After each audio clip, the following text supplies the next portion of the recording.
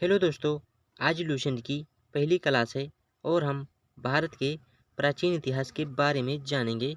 तो चलो वीडियो को स्टार्ट किया जाए। सबसे पहले हम प्राचीन भारत के बारे में जानेंगे। भारतीय इतिहास को अध्ययन की सुविधा के लिए तीन भागों में बांटा गया है: प्राचीन भारत, मध्यकालीन भारत एवं आधुनिक भारत। प्राचीन भारत की बात करें तो प्राचीन भारत ऐतिहासिक स्रोत। प्राचीन भारत की इतिहास के विषय में जानकारी मुख्यतः चार स्रोतों से प्राप्त होती है: धर्म ग्रंथ, ऐतिहासिक ग्रंथ, विदेशियों का विवरण, पुरातत्व संबंधित साक्ष्य। धर्म ग्रंथ एवं ऐतिहासिक ग्रंथ से मिलने वाली महत्वपूर्ण जानकारी। भारत का सर्वप्राचीन धर्म ग्रंथ वेद है, जिसके रचयिता महर्षि कृष्णद्वैपायन वेद व्यास जी हैं। वेद वसुदेव कुटुंबकम का उपदेश देता है। वेद के चार भाग हैं: ऋग्वेद, यजुर्वेद, सामवेद, अथर्ववेद। इन चार वेदों को संहिता भी कहा जाता है। ऋग्वेद की बात करेंगे। ऋग्वेद में 10 मंडल, 1028 सूक्त और 10,462 रचनाएं हैं। इस वेद के रचनाओं को पढ़ने वाले को होत्र कहते हैं। विश्वामित्र द्वारा रचित ऋग्वेद के तीसरे मंडल में सूर्य देवता सावित्री को समर्पित गायत्री मंत्र अर्पित है। ऋग्वेद के 9वें मंडल में सोम देवता को उल्लेख मिलता है। ऋग्वेद के 8वें मंडल में हस्तलिखित रचनाओं का उल्लेख मिलता है, जिसे हम खिल कहते हैं। ऋग्वेद के 10वें मंडल में वर्णित पुरुषोक्त है, जिनको चार भागों में बांटा गया है: ब्राह्मण, क्षत्रिय, वैश्य तथा शूद्र।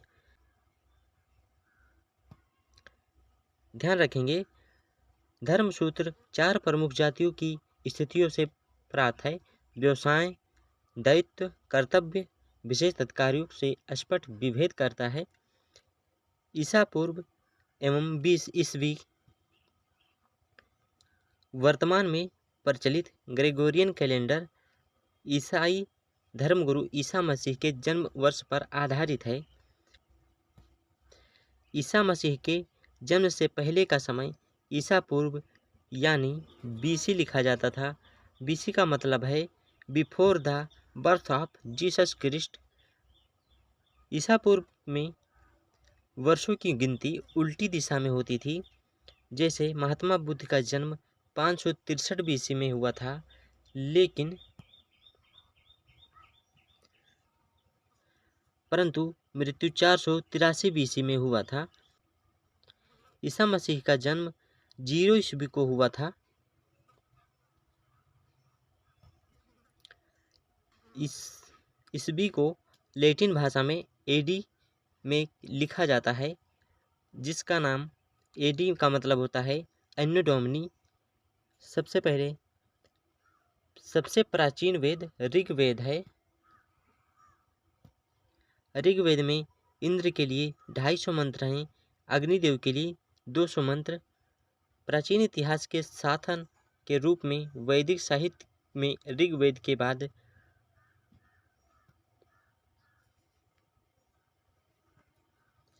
शतपथ ब्राह्मण का स्थान है। अब बात करेंगे यजुर्वेद की।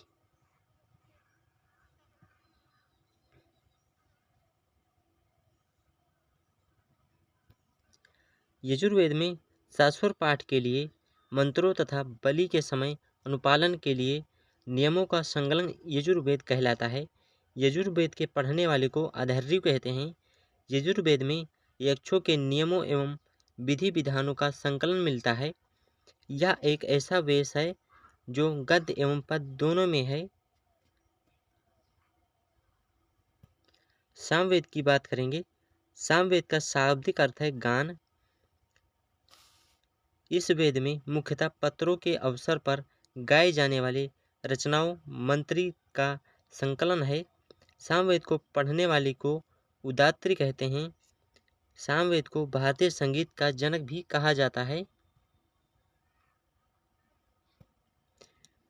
याद रखेंगे, यजुर्वेद तथा सामवेद में किसी भी विशेष ऐतिहासिक घटना का वर्णन नहीं मिलता है। अथर्ववेद की बात करेंगे। अथर्ववेद कन्याओं के जन्म की निंदा करता है। अथर्ववेद में मनुष्य के अंधविश्वासों का विवरण मिलता है। पृथ्वी सूक्त अथर्ववेद तथा प्रतिनिधि सूक्त माना जाता है। अथर्ववेद के मंत्रों के जादू टोने का भी वर्णन मिलता है। अथर्ववेद में परीक्षित को कुरुओं का राजा भी कहा गया है। कुरु देश में समृद्धि का अच्छा चित्रण मिलता है। अथर्ववेद में सभा एवं समिति को प्रजापति की 2 पुत्रियां भी बताया जाता है। सबसे प्राचीन वेद ऋग्वेद तथा सबसे बाद का वेद अथर्ववेद है। वेदों को भली भांति समझने के लिए 6 वेदांगों की रचना की गई है। 6 वेदांग शिक्षा, ज्योतिष, कल्प, व्याकरण, निरुक्त तथा छंद हैं। भारतीय ऐतिहासिक कथाओं का विवरण पुराणों में मिलता है। पुराणों के रचयिता लोमहर्ष अथवा उनके पुत्र उग्रश्रवा माने जाते हैं। पुराणों की संख्या 18 है। 5 पुराण ऐसे हैं, ब्राह्मण और भागवत के में राजाओं की वंशावली पाई जाती है। मत्स्य पुराण, वायु पुराण और विष्णु पुराण। पुराणों में मत्स्य पुराण सबसे प्राचीन पुराण है। पुराण सरल संस्कृति श्लोक में लिखे गए हैं। स्त्रियों तथा शूद्र जिन्हें वेद पढ़ने की अनुमति नहीं थी, वे भी पुराण सुन सकते थे। पुराण का पाठ पुजारी मंदिरों में किया करते थे। ब्राह्मण एवं भागवत में ही राजाओं की वंशावली पाई जाती है। अथर्व में परीक्षित को उकाराला भी कहा जाता है। उपनिषद इसका शाब्दिक अर्थ है समीप बैठना। आत्मा या परमात्मा एवं रूषण के संदर्भ में प्रतिध्वनित दार्शनिक विचारी का संग्रह है।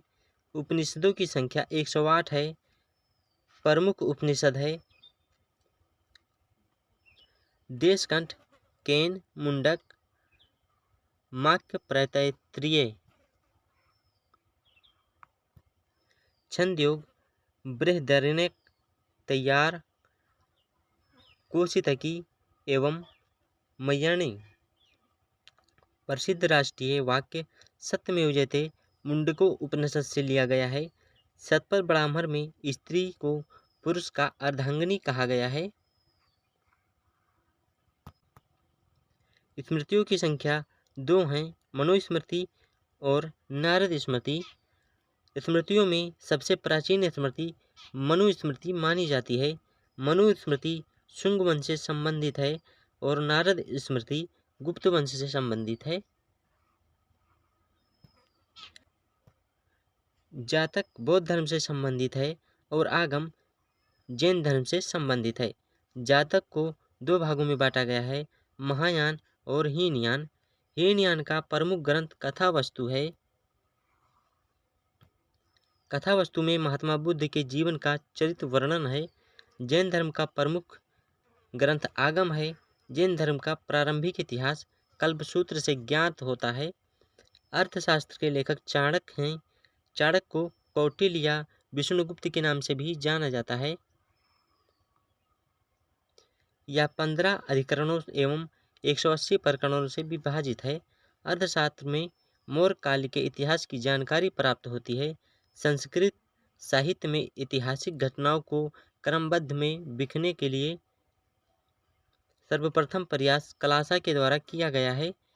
कल्हड़ द्वारा रचित पुस्तक राजतरंगिणी है, जिसका संबंध जम्मू कश्मीर के इतिहास से है।